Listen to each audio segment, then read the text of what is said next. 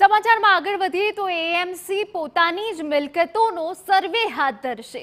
ભાડે આપેલી 4000 કરતાં પણ વધુ મિલકતની હાલની સ્થિતિ અંગે મનપા સર્વે કરશે। અમદાવાદ મનપાની ટીપી કમિટીની બેઠકમાં મનપાએ આપેલ કોમર્શિયલ પ્રોપર્ટીની હાલની સ્થિતિ અંગેની વિગતો મંગાવવામાં આવી હતી, પરંતુ અધિકારીઓ વિગતો ન આપતા ટીપી કમિટી દ્વારા અધિકારીઓને મનપાની કોમર્શિયલ પ્રોપર્ટીઓનો સર્વે કરવા નિર્દેશ કર્યો છે। મનપાએ સીજી રોડ, કાંકરિયા, કાલુપુર સહિત અનેક વિસ્તારોમાં કોમર્શિયલ પ્રોપર્ટી ભાડા કરાર હેઠળ આપેલી છે, જેનું નજીવું ભાડું જ મનપાને પ્રાપ્ત થઈ રહ્યું છે। ત્યારે આ અંગે પુનઃ સર્વે કરી રિપોર્ટ આગામી કમિટીમાં રજૂ કરવા આદેશ કરાયો છે।